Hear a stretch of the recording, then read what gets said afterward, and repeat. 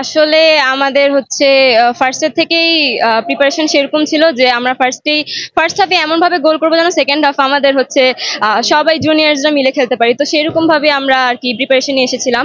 তার মধ্যে আমাদের গোলকিপার সবাই যে তিনজন ছিল তিনজনই দুর্দান্ত সেভ দিয়েছে, তো সেই জন্যই আসলে একটা গোলও হয়নি এবং আমাদের গত 3টা ম্যাচেও একটা গোল হয়নি। আহ, আমাদের সবচেয়ে যে ছোট সে ক্লাস 6-এ। আসলে আমাদের সারা বছরই হচ্ছে বন্ধের দিনগুলোতে হ্যান্ডবল প্র্যাকটিস হয়ে থাকে। তো যেহেতু আমাদের সামনে অনেকগুলো টুর্নামেন্টস রয়েছে, তো সেক্ষেত্রে আমাদের অফ ডে গুলোতে হচ্ছে প্র্যাকটিস সহ আমাদের ওয়ার্কিং ডে তো প্র্যাকটিস চলমান রয়েছে।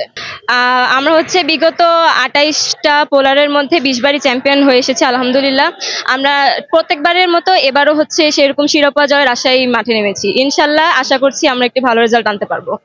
আমরা হচ্ছে আমাদের এখন যে টুর্নামেন্টস গুলো চলছে সেখানে আমরা ফোকাস দেওয়ার চেষ্টা করছি, বাকিটা আল্লাহর ইচ্ছা, যদি কখনো ভাগ্যে লেখা থাকে ন্যাশনাল টিমে যাওয়ার তাহলে ইনশাল্লাহ তখন খেলবো।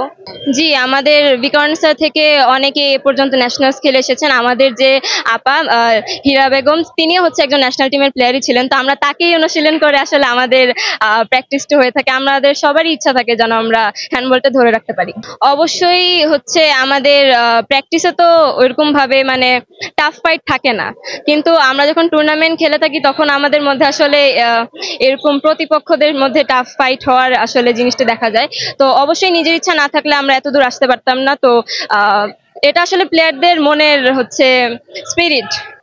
আমরা আসলে আমাদের কোচদেরকেই অনুশীলন করে থাকি সব সময়, তো তাদের ইন্সপিরেশনে আমরা হ্যান্ডবল খেলে থাকি। আসলে এটা একান্তই ব্যক্তিগত বিষয়। খেলার পাশাপাশি অবশ্যই পড়াশোনাটি ঠিক করে রাখা যায় যদি আসলে নিজের ইচ্ছা থাকে।